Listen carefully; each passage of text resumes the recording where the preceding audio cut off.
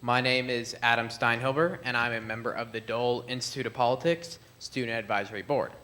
Welcome to the Dole Institute of Politics. Thank you for attending this evening's program.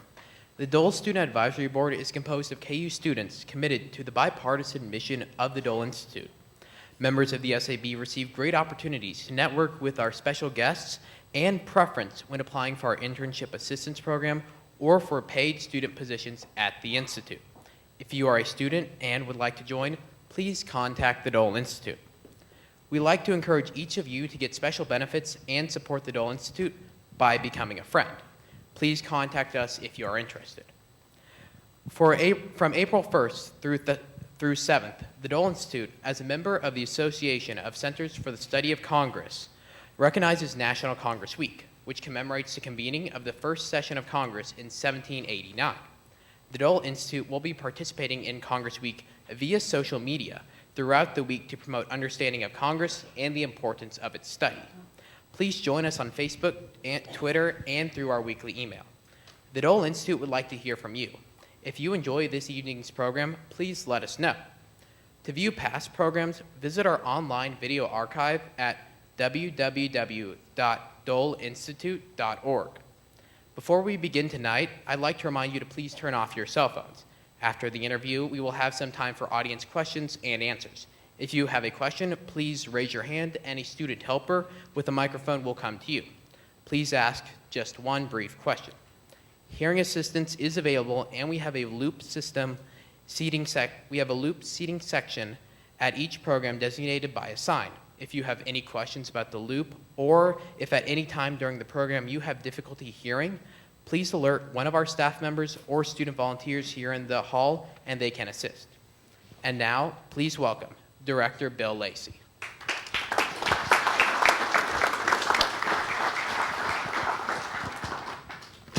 Thank you very much, Adam. Sorry about that.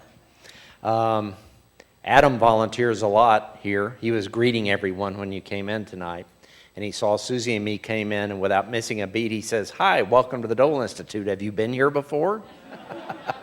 Oh, very good, Adam. Thank you very much. The idea for tonight's program was generated 2 years ago when we sponsored 3 highly successful programs around the sesquicentennial of the Battle of Gettysburg. Now, our format tonight will be unique, and we ask you to listen carefully now and respect the wishes of our format. After the generals meet tonight, they will take questions and answer in character first. So if you have a question for General Lee or General Grant, that's your time to ask.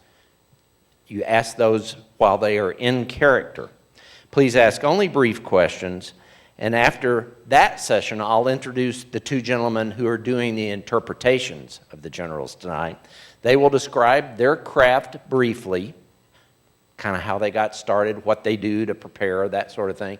And then you can ask them as interpreters about their craft, okay? Everybody understand that? If you ask about their craft in that first section, I will ask you to respectfully hold off, and we'll go to the next question. And we'll get back to you in the second session. But you can ask any questions of the generals or of the 2 interpreters tonight. On April 9th, 1865, after 5 years of civil war and over 600,000 deaths, General Lee and General Grant exchanged several letters discussing the potential surrender of the Army of Northern Virginia before agreeing to a meeting at the house of Wilmer McLean in the village of Appomattox Courthouse, Virginia. In one of war's many ironies, Mr. McLean had lived near Manassas Junction during the first Battle of Bull Run, and he moved to Appomattox to escape the war. Tonight's program describes the context of the meeting between the 2 generals and its aftermath, as well as depicting the actual meeting.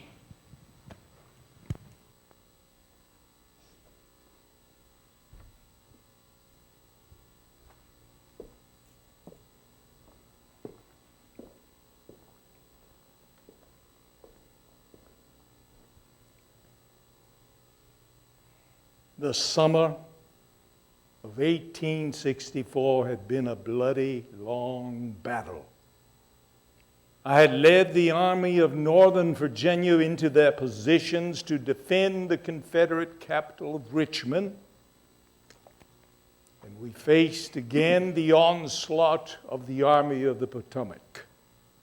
But this time, President Lincoln had recently appointed a new Supreme Commander, General Ulysses S. Grant. We met for the first time in an area we call the wilderness, a swampy, wooded matter, and we beat them back. But this general would not retreat. And onward they came until we fought again at a place called Spotsville, and then Cold Harbor.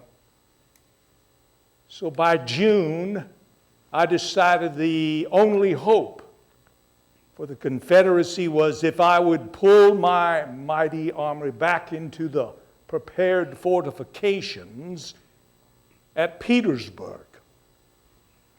There I hoped we would be able to persuade finally the Union and their forces that they needed to reach a political settlement of this mighty conflict. It was not to be. By April the 2nd of 1865, I wrote to my president, Jefferson Davis, and told him we could no longer hold this line and that I would take my army and we would leave these fortifications and head west towards Appomattox Courthouse. There I hope not only to find new rations for my sorely starved and hungry soldiers, but also there was a railroad junction there that I hoped we might load up and head south to join up with General Joe Johnson down in Bentonville, North Carolina, where he still commanded the largest other Confederate army. Then I thought we would have one last chance. It was not to be. My forward scouts under Colonel Gordon came back to me on April the 9th and said, "General, we are surrounded by an ocean of blue everywhere we probed. And so, with great reluctance, I sent one of my officers under the white flag through our lines and requested a parley with General Ulysses Grant. It would not take long, and he responded and appeared in his letters to me to begin to negotiate how we might meet at that very place in Appomattox Courthouse.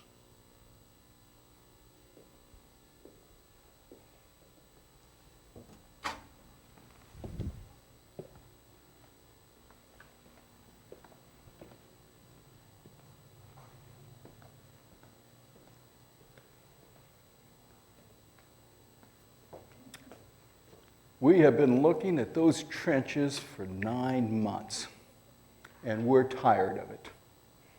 For the last 9 months, when we arrived outside of Petersburg and Richmond, General Lee has humbugged me on every attempt to take the cities. We extended our lines, he extended his lines, and now we are ready to launch 3 armies against him. The Army of the James, the Army of the Potomac, and fresh up from the Shenandoah, the Army of the Shenandoah, the cavalry portion of it under General Sheridan. All totaled, I get about 75,000 men that I'm ready to launch. Our best estimates are Lee has about 55,000 guarding Petersburg, stretched all the way to Richmond, a line of about 30 miles. Recently, General Sheridan has taken 5 Forks, one of the last two remaining railroads. And while we're launching troops, we now know that Lee must retreat. The Army now is different than it was 9 months ago. It's well supplied, well trained. All the new men have had time to learn their trade. They sense that this will be the last campaign. The president was here in March. We had a meeting. He said, let them up easy. We discussed, along with Admiral Porter, General Sherman, and myself, what would happen. We knew that this would be the end. He asked me if there would be one more battle. I said, well, that's not up to me. That's up to the Confederates, sir. And he said, I don't want, as he said so succinctly, I don't want any more loss of blood than is necessary in this, General. And I said I would. We parted. General Sherman went back, and to my knowledge, he's advancing against General Johnston. I myself am going to join my troops in the field, and we are not going to attack the rear guards, as Sheridan wants to do. I said, get your cavalry and go around him. We want to bag the Army. I've captured 2 complete Confederate armies since this war began. I want this to be the 3rd and final one I have to capture. If General Lee escapes, he will take his army and move down to North Carolina and join up with Joseph Johnston. We will still outnumber him, but there will be an even bigger battle and loss of life. So I'm departing now. We're pursuing the general. We're pursuing his army. We know that we have the advantage. His horses are weak, our men are full, our horses are strong, and every man has more food and ammunition than he can possibly need. As we advance, my engineers will be extending our railroad. We'll be converting their gauge to our gauge. So as the Army moves, we will be moving the rail so we can keep a constant line of supplies. But at some point, I need to meet with General Lee. The President's instructions were very clear. I am to end the war. From a military, I am not to negotiate peace. I am to accept the surrender of the armies. He said quite succinctly again, it is my job as a politician to end the war, not yours. You get the armies to surrender, I'll handle the rest, General. And so I'm departing with my army as we pursue the general. It was not long before my messenger reached General Grant's camp, and he prepared and responded with a letter to me about the possibilities of how this war might end. We had been pursuing General Lee and his army. We had taken 7,000 prisoners at Sayler's Creek. We had captured thousands of more men who simply couldn't keep up with their army. We found the debris of an army in retreat. And as a result of that, I wrote the first of a series of letters to the general. General R.E. Lee, commanding, CSA. The results of this last week must convince you of the hopelessness of further resistance on the part of the Army of Northern Virginia in this struggle. I feel that it is so, and regard it as my duty to shift from myself the responsibility of any further effusion of blood by asking of you the surrender of that portion of the Confederate States Army known as the Army of Northern Virginia. I received that dispatch that evening from General Grant, and I promptly replied as follows. Lieutenant General U.S. Grant, commanding armies of the United States. General, I've received your note for this day, though not entertaining the opinion you express on the hopelessness of further resistance on the part of the Army of Northern Virginia. I reciprocate your desire to avoid useless effusion of blood, and therefore, before considering your proposition, I ask the terms you will offer on condition of its surrender. R. E. Lee, General of the Army of Northern Virginia. When I received his letter, I was not satisfied. That was not the answer I wanted. I regarded it as necessary to write him another letter. And I wrote him the following. April 8th, 1865, General R. E. Lee, commanding CSA. Your note of last evening in reply to mine of the same date, asking the conditions on which I will accept the surrender of the Army of Northern Virginia, is just received. In reply, I would say that peace being my great desire, there is one condition I would insist upon, namely, that the men and officers surrender shall be disqualified from taking up arms until properly exchanged. I will meet you or will designate officers to meet any officers you may name for the same purpose, at any point agreeable to you, for the purpose of arranging definitely the terms on which the Army of Northern Virginia will be received. U.S. Grant, Lieutenant General. After receiving this correspondence from General Grant, I sent the following reply. General, I received at a late hour your note of today. In mine of yesterday, I did not intend to propose the surrender of the Army of Northern Virginia, but to ask for the terms of your proposition. To be frank, I do not think the emergency has risen to call for the surrender of this army, but as to the restoration of peace should be the sole objective of all. I desire to know whether your proposals would lead to that end. I cannot therefore meet you with a view to surrender the Army of Northern Virginia, but as far as your proposal may affect the Confederate state forces under my command and tend to the restoration of peace, I shall be pleased to meet you at 10 a.m. tomorrow on that old stage road to Richmond between the picket lines of our two armies. R. E. Lee, General. I received the message, and immediately it struck me. It looks like Lee continues to want to fight. I am simply a soldier, and I can only deal with hostile armies. I cannot negotiate a treaty without transcending my authority. I received and read his letters several times. I decided to sleep upon it, my response, because I knew at this stage it was not over, and I wanted it to be over.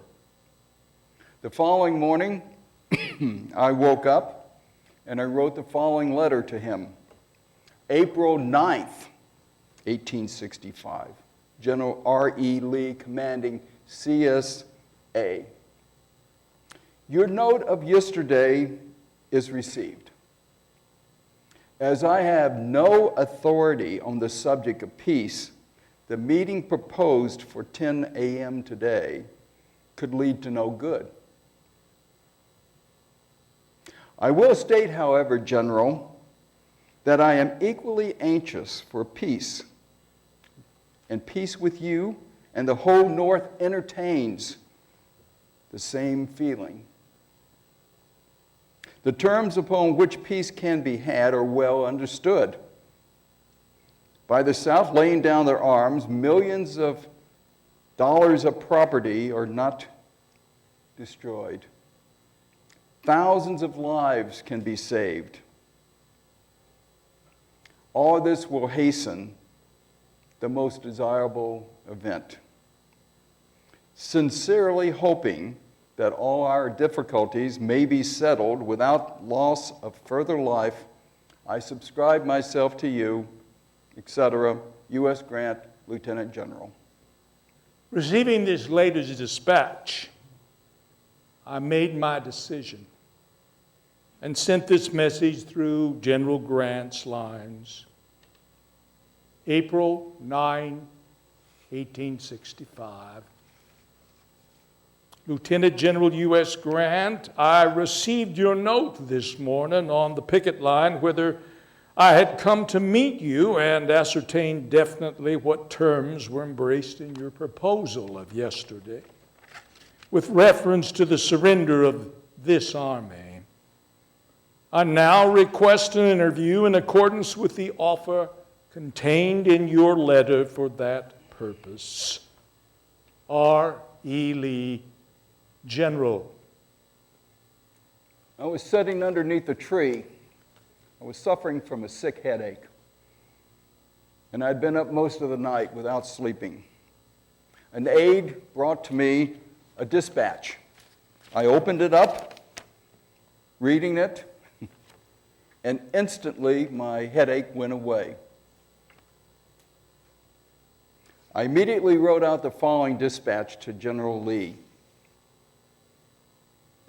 General R. E. Lee, commanding CS Armies, your note of this date is this just received at this moment, 11:50 a.m.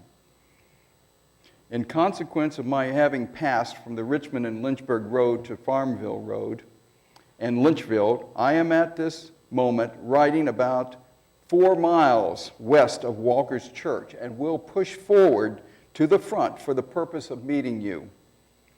Notice sent to me on this road where you wish the interview to take place, and I will meet you. U.S. Grant, Lieutenant General. I received this note and determined that we should meet. I mounted Traveler, and we proceeded to that farmhouse where I expected General Grant to come shortly.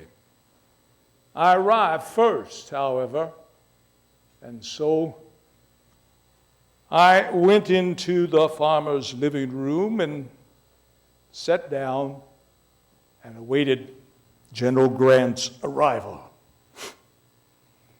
We rode hard and fast. I met the messenger, and he indicated to me where we would meet.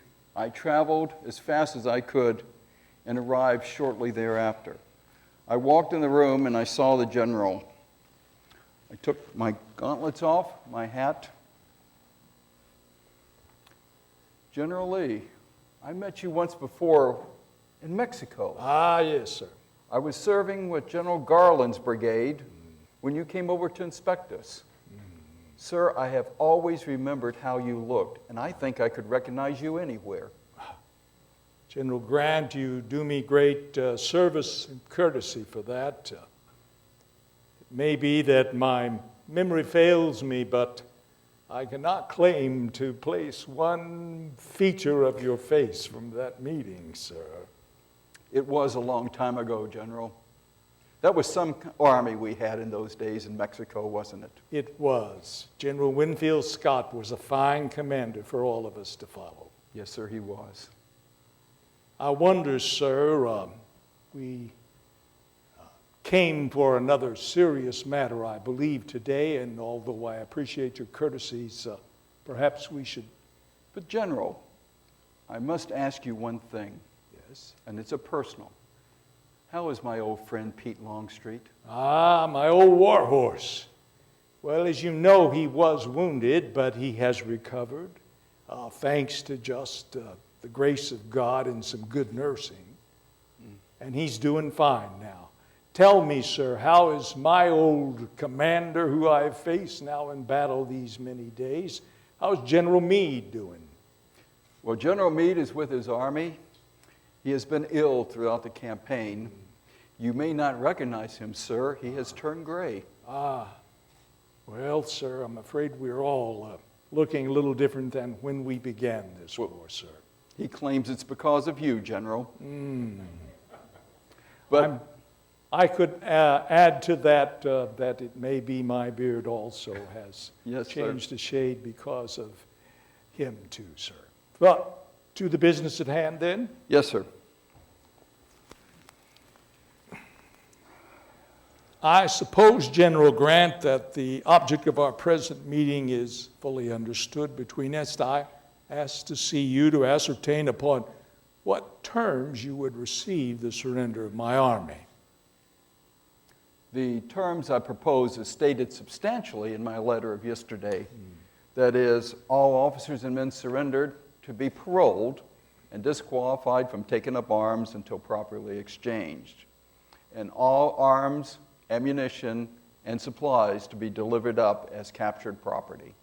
Those are about the conditions that I expected would be proposed, sir. Yes, I think our correspondence indicated pretty clearly the course of action that would be taken at our meeting.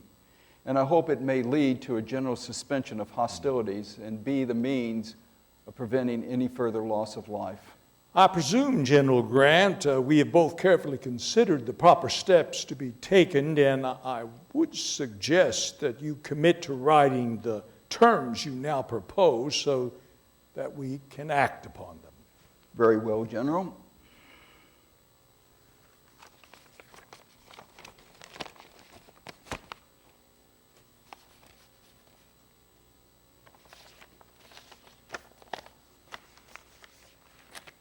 Headquarters, Armies of the United States.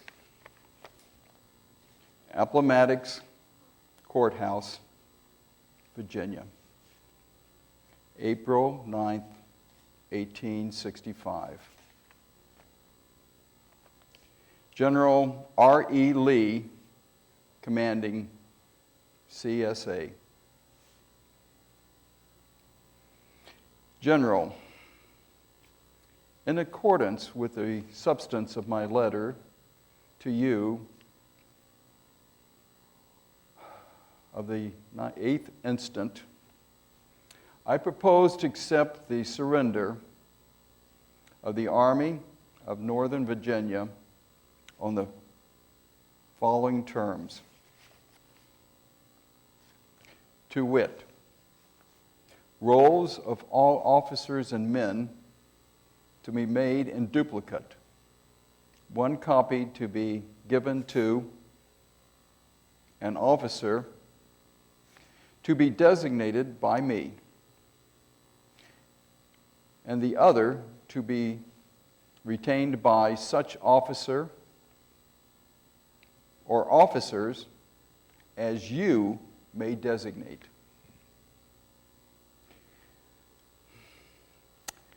The officers to give their individual paroles not to take up arms against the government of the United States until, excuse me, General, exchanged. And each company or regimental commander to sign a like parole for the men of their commands. The arms, artillery, and public property to be parked and stacked and turned over to the officers appointed by me to receive them.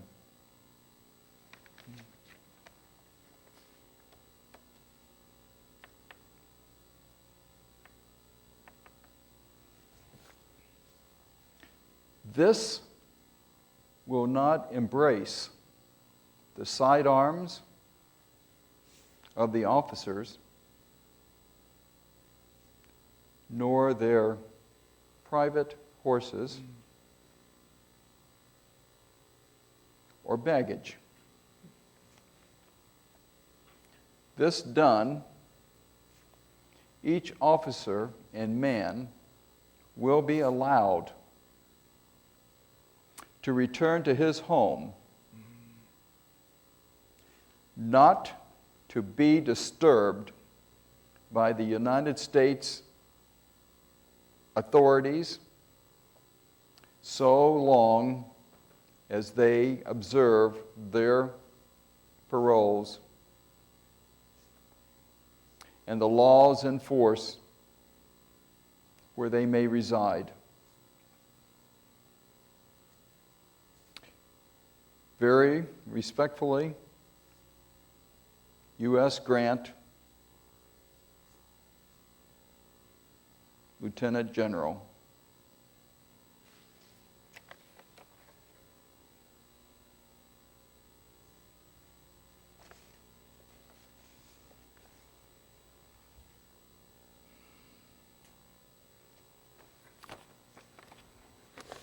General.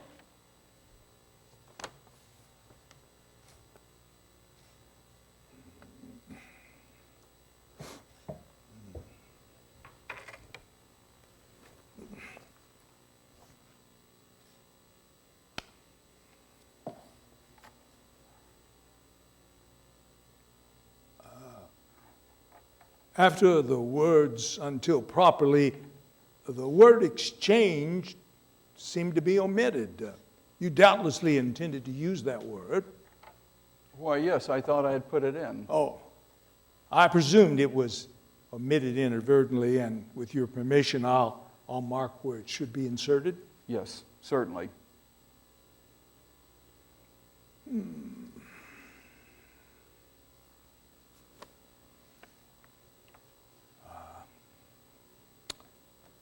This will have a very happy effect on my army, sir.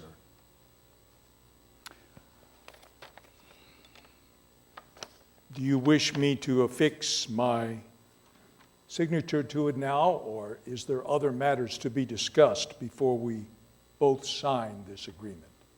Unless you have some suggestion to make in regards to this form, in which I've stated the terms, I will have copies made out in ink and sign it. All right. There is one thing I would like to mention. The cavalry and artillery men in our army own their own horses. Its organization in this respect, I realize, differs from the United States Army.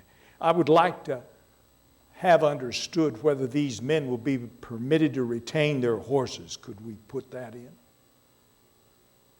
Well, General, you see that the terms as written do not permit it. Yes. Only the officers can retain their personal sidearms, horses, and baggage, not the enlisted men. No, I saw that the terms did not permit it. It's clear.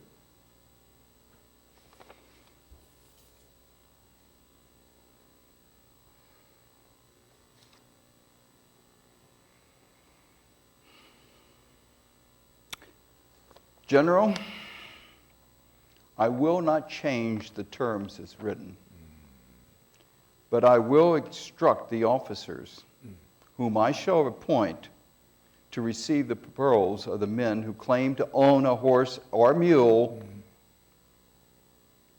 be allowed to take the animals home with them to work their small farms. This will have the best possible effect upon my men. It will be very gratifying. It will do much towards conciliating our people. Now, here, I will sign.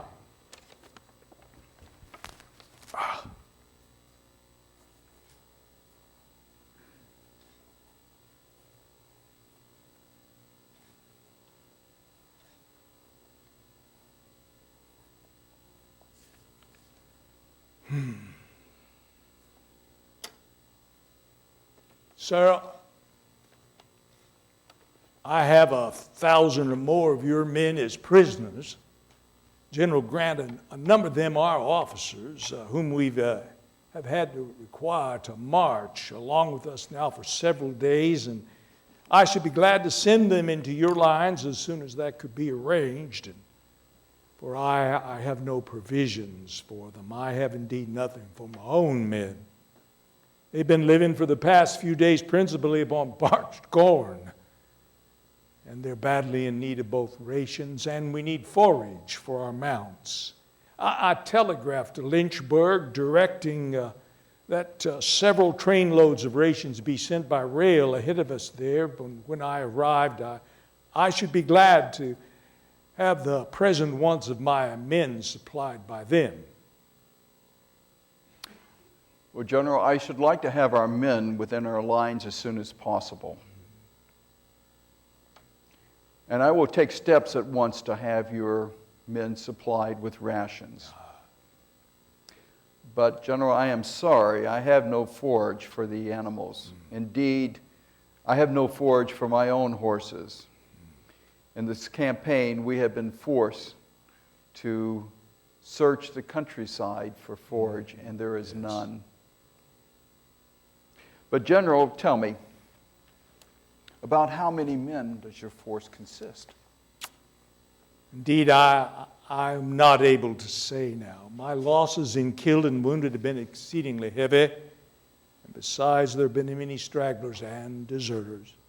All my reports and public papers, and indeed my own private letters, had to be destroyed on this march to prevent them falling into the hands of your people. Now, many of my companies are entirely without officers now, and I have not seen any returns on the wounded or dead for several days. So I have no means of ascertaining our present strength, sir. Well, General, I think we fought the last battle of this war, and I sincerely hope so. Suppose I send you 25,000 rations. Do you think that will be a sufficient supply? I think that would be ample, sir, and it will be a great relief, I assure you. If you need more, please let me know. I would like to know that General Meade would be informed of this surrender we are signing so that the firing might not break out again. Well, certainly, General, but with your permission, I will send 2 of my staff officers through your lines to be escorted by your men to General Meade to inform him of what has occurred here this afternoon. That sounds good. And I believe that will prevent any outbreaks of fire. Yes. But we must have our pickets keep our 2 armies separated. Yes, sir. We will certainly cooperate in any way we can with your 2 officers and see that those pickets and this current surrender and armistice of our armies will lead to no further hostilities. I thank you, General.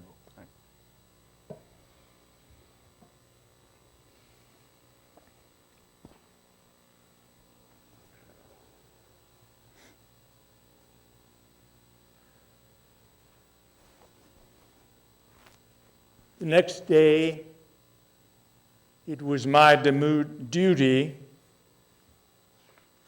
to inform the brave men of my army who had fought so long at my command that we were surrendered. To effect that in the most courteous way that I might, I sat down and penned this letter and saw that it was read to all the men as they came into their last formation, in which they would receive the instructions of how they were to surrender their arms to the Union forces. This is what I penned to them. After 4 years of arduous service marked by unsurpassed courage and fortitude, the Army of Northern Virginia has been compelled to yield to overwhelming numbers and resources. I need not tell you, brave survivors of so many hard-fought battles who have remained steadfast to the last, that I have consented to this result from no distrust of you, but feeling that valor and devotion could accomplish nothing that would compensate for the loss that must have attended a continuation of this contest. I have determined to avoid the useless sacrifice of those whose past services have endeared them to to their countrymen. By the terms of the agreement, officers and men can return to their homes and remain until exchanged. You will take with you the satisfaction that proceeds from the consciousness of a duty faithfully performed. And you will also know that I earnestly pray that a merciful God will extend to you his blessings and protection with an unceasing admiration of your constancy and devotion to your countrymen and a grateful remembrance of your kind and generous consideration of myself. I bid you all a fond farewell, General Robert E. Lee of the Army of Northern Virginia. Thank you, gentlemen.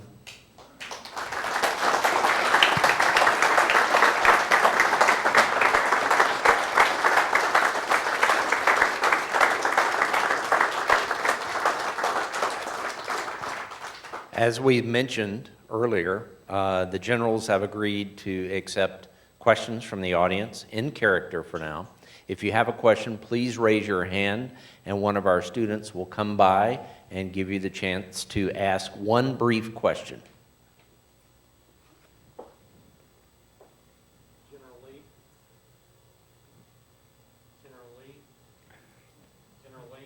General Lee? I can hear you, sir. In your second invasion of the North, was Baltimore your objective? And if not, what was your objective? I believe you're talking about the invasion that led to the Battle of Gettysburg. Yes, sir. Actually, my objective was Harrisburg.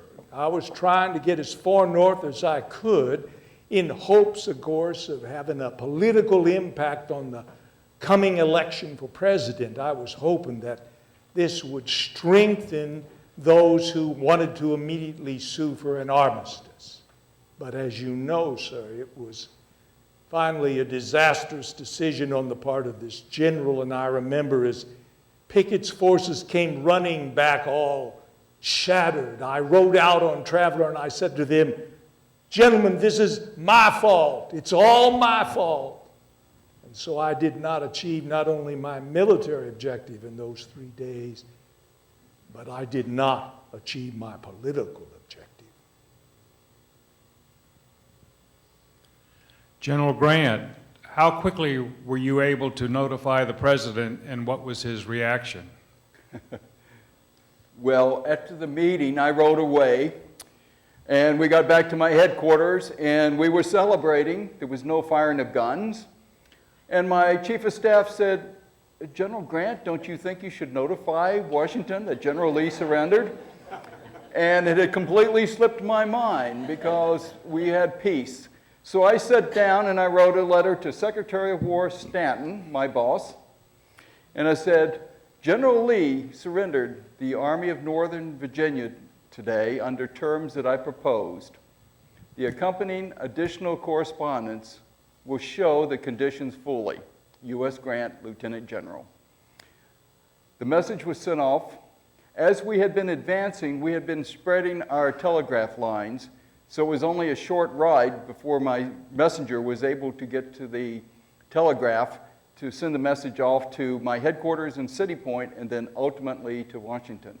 I was on my way back, and for the next few days, I had no communications with the president until I arrived in Washington on the 13th of April.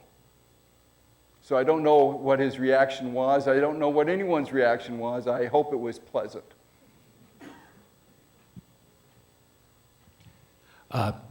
General Lee, why did you decide to part company with President Jefferson Davis, who said, "Let's take to the hills and have a guerrilla warfare"? Well, by that time, it was not just Jefferson Davis who suggested that, but many of my immediate young officers, Jubal Early, being a good example. And then I turned to Jubal and I said, no, sir. I said, if we did not have commanders in charge of our men, this guerrilla warfare would be endless and would lead to no good effect, certainly none of the effect that we hoped for our Southern brothers after this war has finally come to an end. So I discouraged any thought of that amongst my men and spoke out strongly against it. General Grant, what was your relationship with General McClellan both before and after he was relieved of his command? General McClellan, I first met him when he was a lieutenant in Mexico. He had me go on a reconnaissance mission to survey some adobes, and myself and Lafayette McLaws, a future Confederate general, we went into this adobe in which at the same time the Mexicans lobbed a shell in there, and we happened to have exited through the back, and he saw the building blown up, thinking we were killed. Perhaps it was a future indication of my relationship with General McClellan. The General McClellan of 1861 and 62 was not the same McClellan that would have been in 64. I am not the same general in 61, 62 as I was in 64 and 65. I learned my trade. We were just learning our trade. We were always cordial to each other. And I offered him a command after Jubal Early had made a run at Washington. I wanted to consolidate the military districts in and around Washington and the Shenandoah Valley. I offered him command. He was still a major general, a regular major general in the United States Army. He was on leave. Well, this was in the summer of 64, and General McClellan had other plans for the fall besides being in command of armies. I do believe that he may have changed, but I will never know. I did offer him the chance to return to active duty, and of course he declined and ultimately ran for president, was lost, and in 65 he resigned from the Army, opening up a permanent major general slot. So our relations were always cordial. We're still West Pointers, and I did give him the opportunity to come back. This is a question to each of you. In the end, why did General Grant prevail? Well, let me speak first to that, since I was on the other end of the prevailing. It is true, as I said in my farewell address, that many of us felt, as I had said to Jefferson Davis after our great victory at Chancellorsville, I said, now's the time to sue for peace while we have a victory. But President Jefferson Davis could not understand a general who had a great victory wanting to sue for peace. The truth of the matter is, I knew that the longer we fight, the less chance we had to win. It was just a matter of time before President Abraham Lincoln was going to finally find a general that I couldn't just outmaneuver and outfox.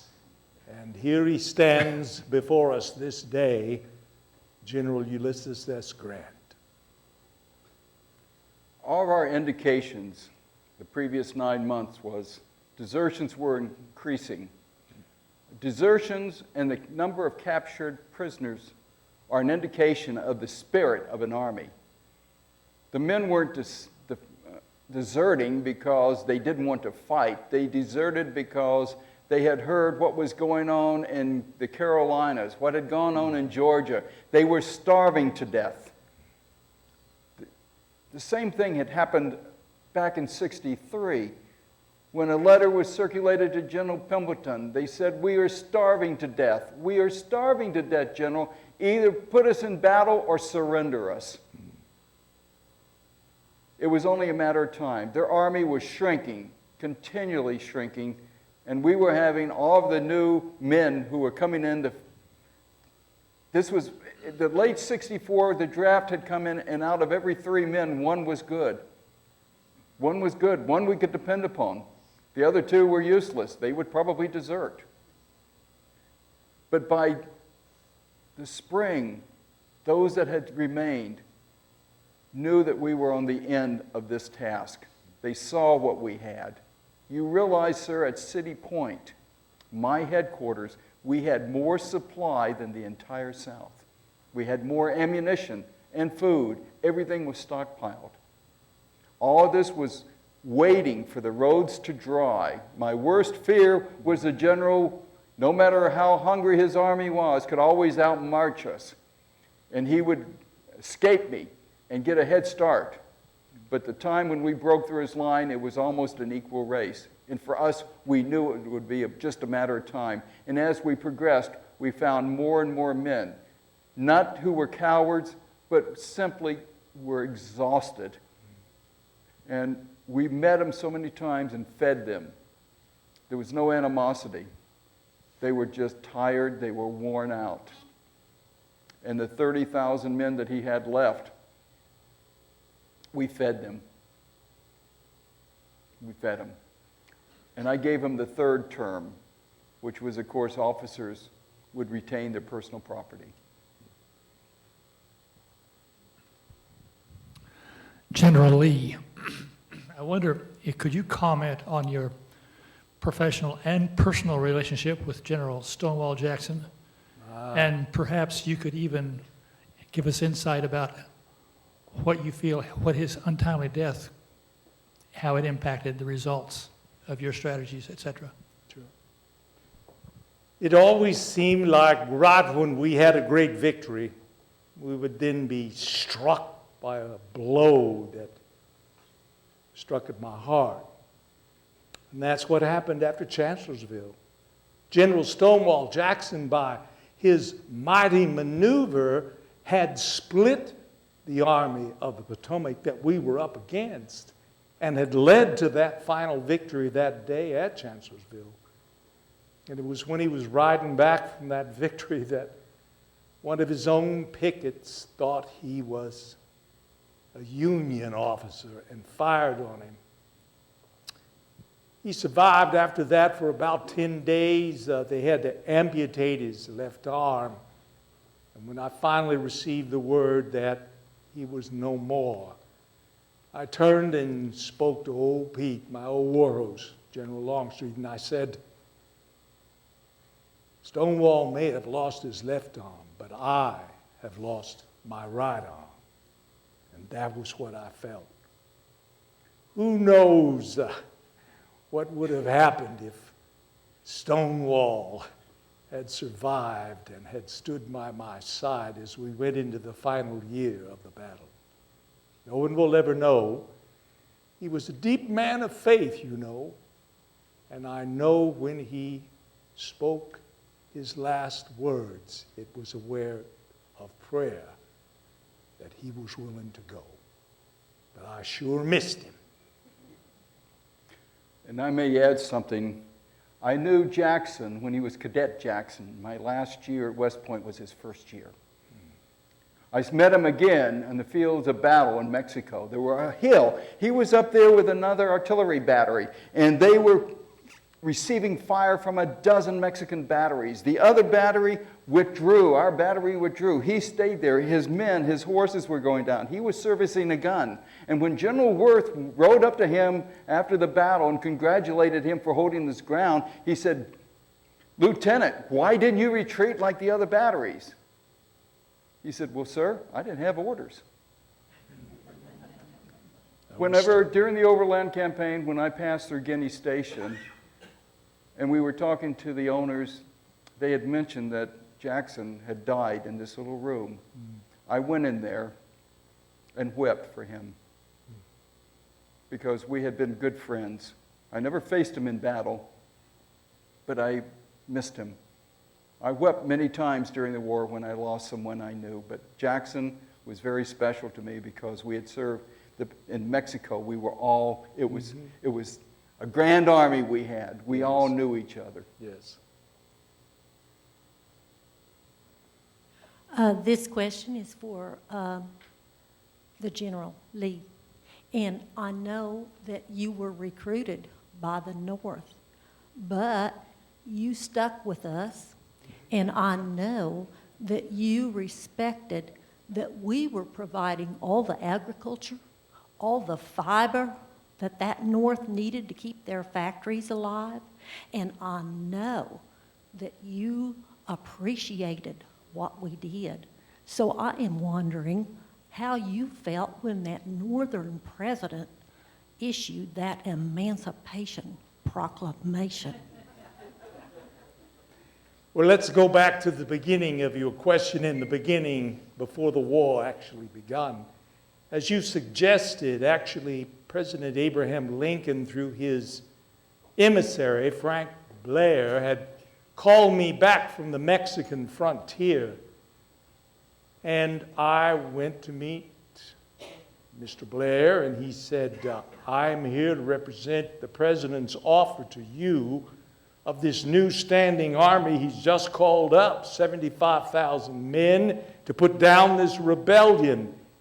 And General Winfield Scott, our current general commander, said, you were the man for the job. Now, I was a career military man. I had known nothing else in my life, and I gladly served as a military man.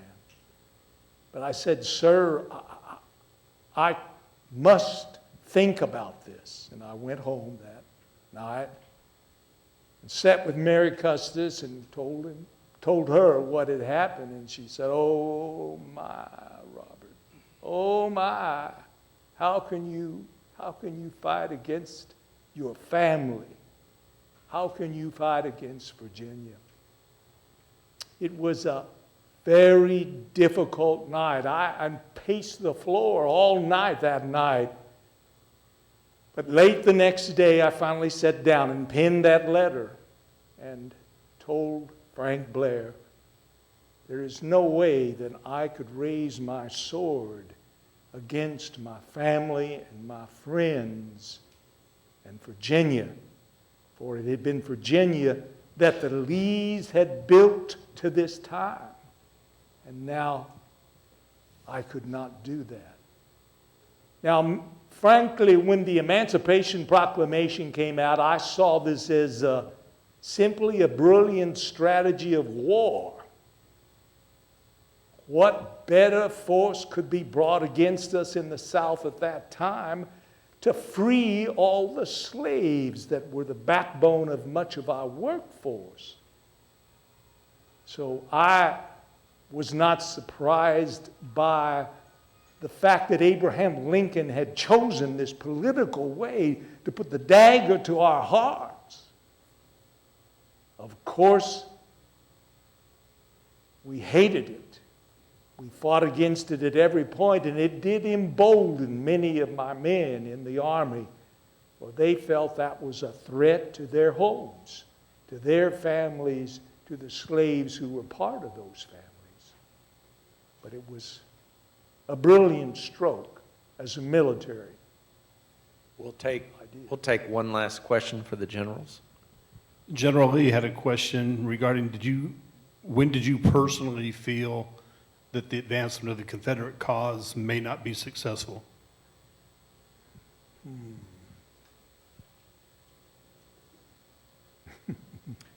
Now I look back at it, and I really felt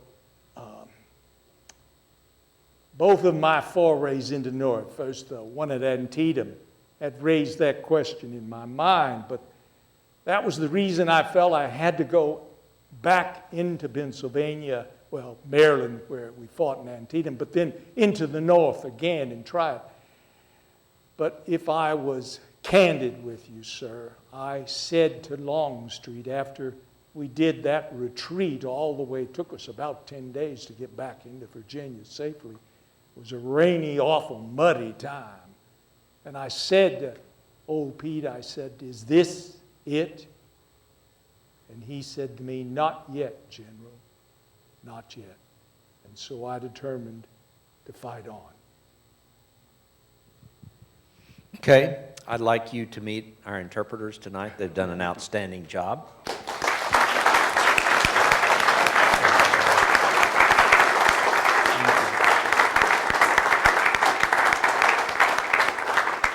Larry Clowers has been interpreting Ulysses Grant for many years. He and his wife were awarded the Freedoms Foundation at Valley Forge Honor Medal for their interpretation of Ulysses and Julia Grant.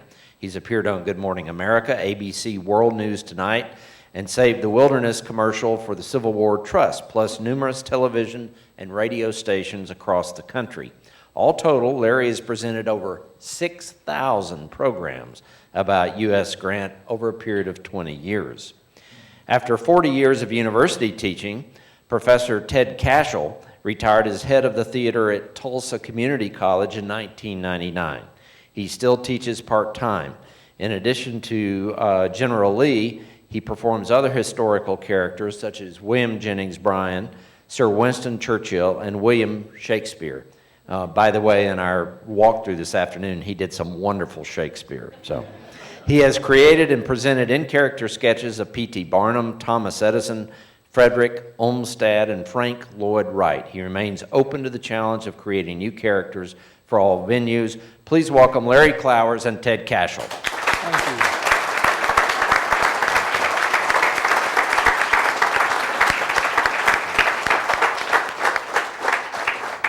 Okay, we're going to give them a chance to talk a little bit about their craft, and then you can ask them questions about that. So, Larry, we'll start with you.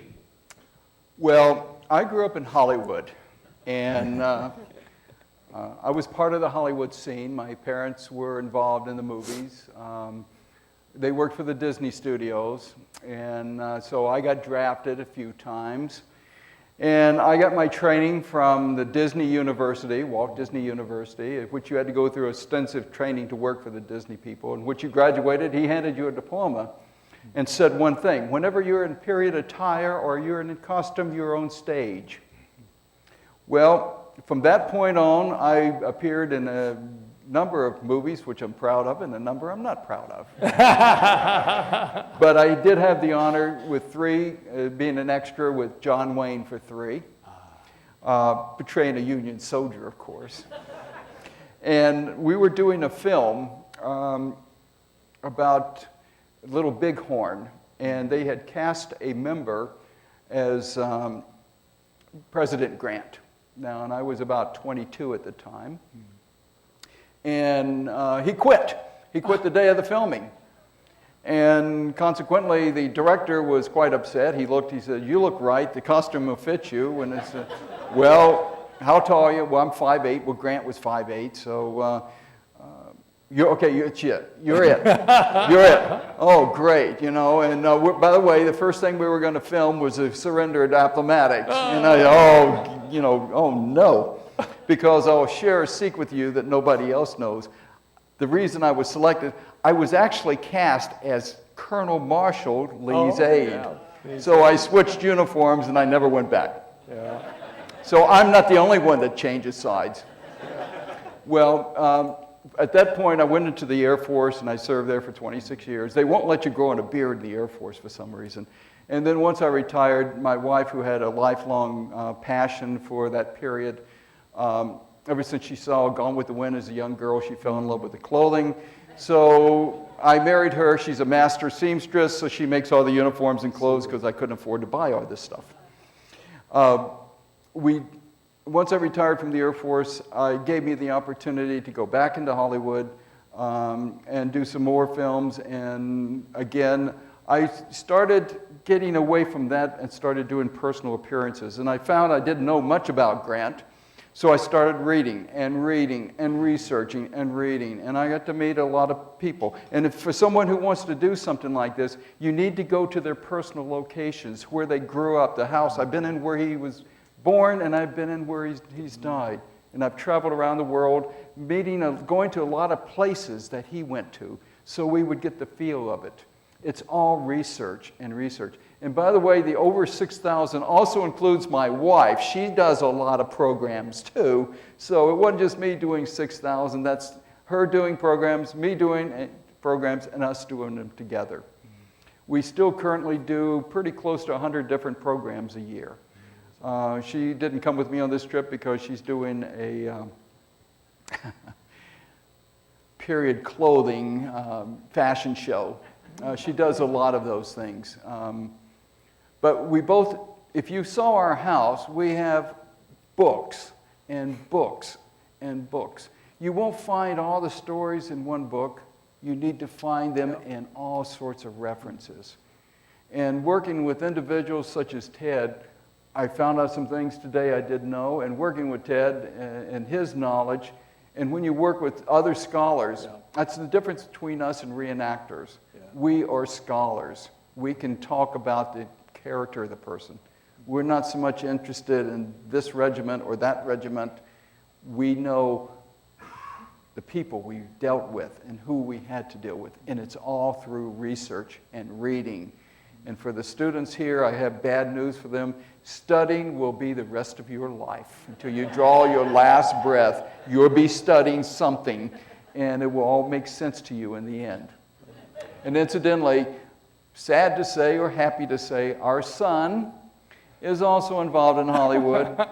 And he just told me a few days ago, my granddaughter, who just graduated from, or is graduating this year from high school, now has a job, and she will be in Hollywood. So it'll be the 4th generation that we're in Hollywood. So it's been a ride, and our charter is to educate people, to present as close as possible the interpretation, but it's through study. And this is where you have to admire people like Ted, because he can do multiple characters. I have enough time with just one character. I would go crazy trying to know 50 characters like he does, but enough for me, and now my associate. Well, it's always interesting to try and answer the question, why do you do this? My little catchphrase is, it's doing history from inside out. And I have learned so much from that approach to history that even for all my years, since I have been a professor for a very long time, and have taught many courses, as I say, from the outside in, it amazed me when I started doing this kind of work, what other dimensions of these people were really about. It's almost like time travel, believe it or not, when you start reading their letters, when you try to imagine your way to what was it really like for Lee to be standing there. Like in Fredericksburg, he again is talking to Longstreet, who always seemed to be the interlocutor, next to him. And they, of course, were slaughtering the Federals at Fredericksburg because they were trying to come across a couple of bridges, and Lee and his forces and artillery were all up on the high ground, the hills.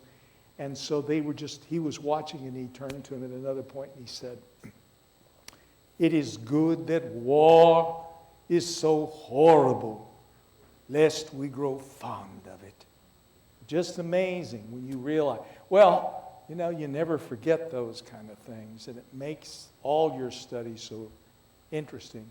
What happened, the reason I ended up doing all these different characters is we have what I call the modern Chautauqua movement. And what that is a group of scholars that actually began in North Dakota back in about 1974 and said, we just work in small colleges. We don't have anything to make any money during the summers. Let's think of something we can do. And so they started doing this 5 nights in a row as a touring company, 5 different characters from a different historical period, and the Civil War being one of those. In 1991, they came to town, Tulsa, in my case, where I live, and did for us what they call the American Renaissance. Hawthorne, I can't think of the other famous, but, Louisa May Alcott, all those people from that time period of American literature. And those of us who were sitting watching them do it had 2 responses, which was, wow, isn't that an interesting thing to be doing? And watching the audience, like you tonight, do the questions. I always say that's the circus part of the act, when we're doing the questions in character, right? But it's the most stimulating for us, too. Anyway, for that reason, every summer, I started every other summer, basically, because I was challenged to work up a new character since Tulsa decided to do their own. And so that first one I did in '92 was William Jennings Bryan, the famous orator, and the Scopes trial. And I had a good buddy of mine who unfortunately is now passed on, who did Clarence Darrow. And the last night of that Chautauqua, we did the Scopes trial cross-examination where Darrow is cross-examining, put Bryan on the stand, arguing over the Bible and evolution and all this. And it was just outrageous, the response we were getting afterwards. The questions and answers were coming so fast, and finally one young man who obviously was a very conservative religious guy, got up and was shaking his fist at Darrow, and he was going to get him. And I had to step out of character, and I said, wait a minute, do understand, we're just actors here. Yeah. It was just amazing. Anyway, since then, therefore, I have done, as Larry has indicated, my interests have been broad. My background in training and teaching has been both in religious studies as well as theater. And so I've been interested in that whole range of possible historical characters of interest. William Shakespeare did become a possibility one summer when, for a change, since we mostly do American themes, we did the European Renaissance. And I did Shakespeare out of that and loved it because I was a theater person, right? Come on, you get to play the bard. And other characters I have done is H.G. Wells, Sir Winston Churchill, and then they mentioned some that I did particularly for a futurist who likes to train corporations to get them to think broader, bigger. And so that was why I did the man who invented landscape architecture, Frederick Law Olmsted. I didn't know anything about him until I said, fascinating human being. Created Central Park in New York City, but that was not the only one. He did lots of others. So anyway, that's been the way you can tell I'm engaged. As I said, it's doing history from inside out. What I enjoy is making them real enough so that you begin to respond to them as if they're people, because indeed they were. Absolutely.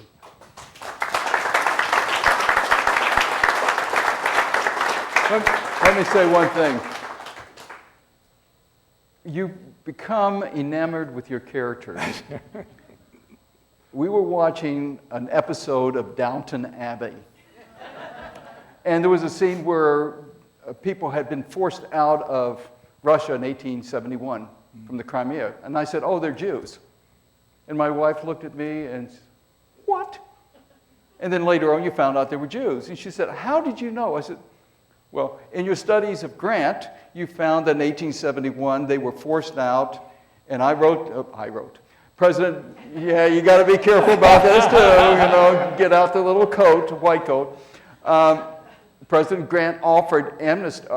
Anyone who wants to come from Russia, we were welcome to the United States. I didn't know that. That happened in 1871. Yeah. And where that you have all this knowledge of all these different people, and all of a sudden something will see, and you know that. And that's from you get from studying. A lot of things go in, and you got to be careful, because when you start sleeping and waking up as Ulysses Grant, then you know that it's, maybe you ought to do something else. But at least his wife knows who she's waking Yeah, up. that's true. You should hear what my wife says sometimes. Okay, who is it today? Yeah. She wakes up and said, what should I call you today? I just tell her back, well, you're just the most incredibly interesting woman. You're sleeping with so many different people. Oh, yeah. Everyone from history.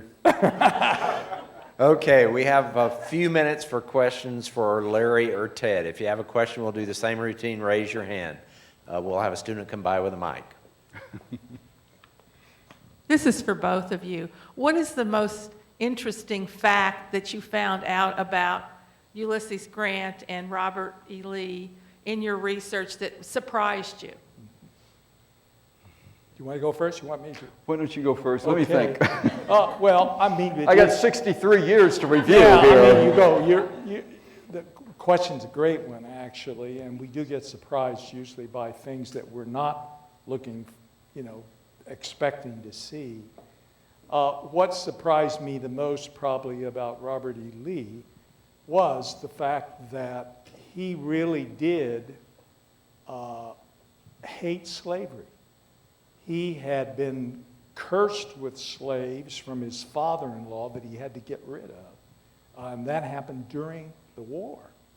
And he didn't want them around. I mean, it was just too much trouble for him.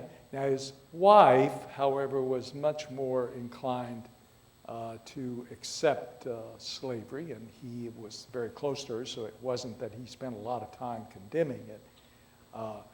When he first starts the war, he says, much like many of the generals on both sides, slavery is not worth fighting over. He did care about, well, the reason he finally signs on to fight was not about slavery, and it was not about states' rights in the legal sense of the word, but what it was about was when Lincoln calls up a military force to attack. He thought that was a huge mistake for a politician to make. And the interesting thing for me in studying Lee, I, for the first time, understood why a person in the South who was such, what shall we say, a genuine Christian gentleman, which he was, found such offense that this president thought the solution to a political problem was a military action. So it was not only just a personal choice on his part, I can't lift the sword against Virginia, but he really thought that president was making a horrible mistake. Now, that was a new insight about Abraham Lincoln for me, you know. Yeah. Well, with Ulysses Grant, there was a number of letters that were written by other people about him. In Mexico, a good friend of his, Sidney Smith, had been killed. And a man named Calvin Benjamin wrote a letter, and Julia received it. They were not yet married, Julia Grant. At that time it was Julia Dent. In which they described how Calvin was, after the battle, they were going and pulling the dead and the dying, the American troops. And he said, I saw one dark figure, and he was helping a man onto a cart to take him back to the surgeon. And he said, as I got closer, I saw it was Lieutenant Grant. And tears were coming from his eyes as he carried the man and covered him up to keep the rain out of his face, and was with the man when he died. Another letter, and as you know, letters can be written many ways. A year later, almost to the date, another letter which Miss Julia received. Calvin Benjamin had been killed. And it was described how Grant had carried him and administered to him, cleaning his face off, and described his feelings whenever he, as he said, as the light went out of this great warrior, as Grant was with him when he died. There are so many letters of the personal side. So when you read about him being a butcher, he could be farthest from that. When Stonewall Jackson, he was in the same room that Jackson died at Guinea Station, he wept. He wept many times for those that had fallen. But when you read letters, what other people write about him, it touched me. This is not the person I grew up watching, drinking, and killing, and can care less about human life. Now, you notice tonight, I paused because Grant added a third term. Officers would retain their personal property. That's the man he was. He wasn't the butcher that he was portrayed to be. He was very caring and about all human beings. He lost his temper only 3 times, and that's recorded in his life. He never used an obscenity. He did use one. I will repeat it. You may want to blank it out. It happened at West Point. He said a nasty word. He said fudge. But he was very sensitive. And one man he hated was in the North, one was in the South. But there was a scene which occurred during the Overland Campaign. He came up and a teamster was whipping a horse, and the horse was exhausted, and he was whipping him. Grant got off and had the man tied to a tree. And I always wondered, did he go back and untie him? But he was very sensitive. And even in the middle of war, after the battles of Cold Harbor, he wrote a letter to his young daughter. Yep. And he wept as he wrote because he'd received of her a picture of her as a shoe, the little girl in the shoe. So he was a very sensitive man. And I found that these things are not recorded. Many people, as you will read, hash over the same material. They do no original research. And that's something that we have to do. Sure. Not only for about Grant, but any character of history. Yeah. They had the human experience. I think he likes William Shakespeare because he gets to wear those fancy pants. The big blooming hose and the doublet. Oh, my. Hey, that's pretty cool sometimes. And show off your calf. They were very proud of their calves. Another question? Yep. I think you just answered this question, but living history from the inside, and you could say becoming the people you interpret, what have you learned about the emotions that they experience in history? Yeah. Well, with Lee particularly, it is the calmness. He seems to get calmer and calmer as things are going bad. In the middle of combat. He was one of those kind of personalities, and that was often commented about him. So when I'm trying to do him, even though I also want to show that he's passionate about certain things and responds rapidly, that this is not just his calmness is part of his way of being thoughtful about making a decision in the moment, not because he doesn't feel like Grant did also. But it was amazing to me to begin to understand that I do Sherman, by the way. That's the other Civil War general I do. As I said, I'm equal opportunity. If you turn his uniform around, it's blue. Right, yeah, the inside is blue. But I'm always amazed when you get inside of one of them that you usually pick up the opposite. Because I think all of us are a blend of opposites. And character is finally the way we shape that internal tension that drives our passions. And that was what fascinated me the closer I've gotten. I haven't worked on Lee as long as I've done Sherman. But the closer I get to Lee, the more I realize that his insight about that Lincoln made the wrong judgment. That was just a shocker to me, but I believed him. I understood how Lee had put that together and understood that even a person who I clearly, as a person and even as a scholar, my study of Lincoln, there's incredible genius to admire there. But he may have made the wrong decision, and Lee saw that. That was an incredible insight for me, and the only way I would have got there, I think, was getting inside Lee and watching him sort that through. Not only the initial ask, shall I go and take this great promotion? It would have made him General Grant, Supreme Commander at the beginning of the war. That's what Abraham Lincoln was offering him. He said no. And that was the reason he said no, finally. It wasn't just loyalty to Virginia. He thought the war was wrong. He didn't want to fight it, but he did. So this is for Larry. I'm a Civil War buff, but I'm also a John Wayne buff. So what three movies were you in, and what roles did you play? Okay, the first, I don't remember them in sequence, but Rio Lobo was a fun one because whenever at the very beginning, we're inside the boxcar and they throw they didn't throw no bees in there, I tell you what. I discovered something being an extra, that when you're galloping on a train track and you're the last person, it kicks up the little pebbles and you look like you went through the war.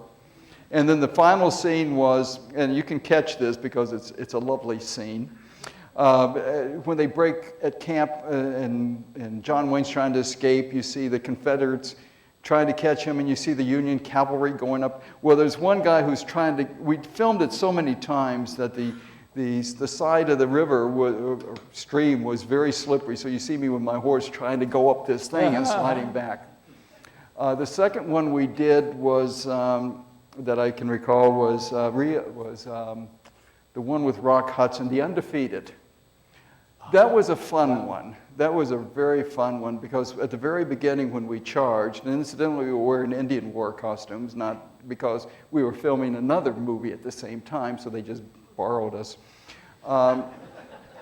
John Wayne had a very playful attitude. You have to remember this. So when we were lined up, we charged, and the Confederates were on the other side. But we didn't stop. We just rode right through them, past them, and, cut, will somebody get the Union Army back over here? And let's see, the third one was, this is a while ago. He's been gone since '79, so the third one was McClintock.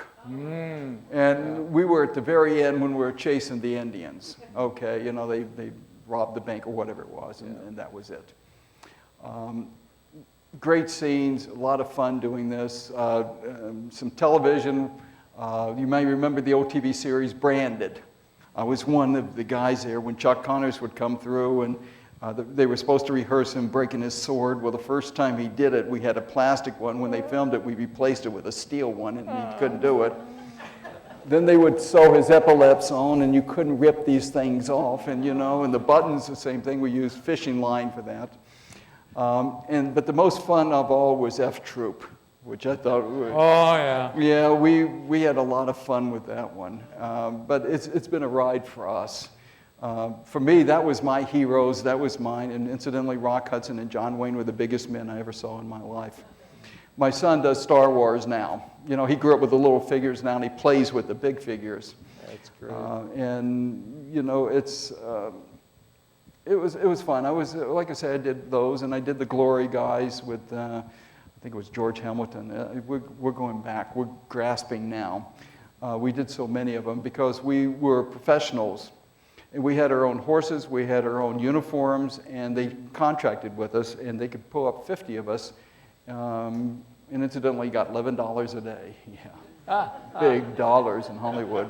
Sounds like the Civil War. It was pretty, well, they got $13, we got $11. So, but it was a lot of fun being in Hollywood. We got to do a lot of things like that. And did some World War II and did a Vietnam thing. And did some other things recently in a couple of movies. And we're in one upcoming, which I can't discuss at the moment. But our son drafts us. We're trying to get away from this stuff, but he keeps pulling us back in.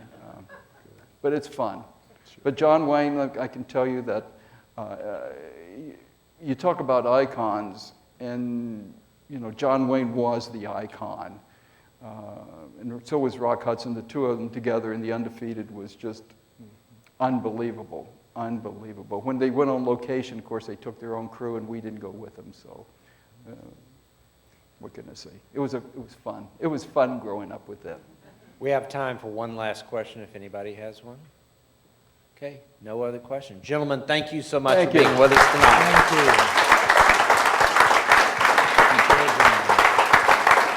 Good. Thanks again. All right. Good.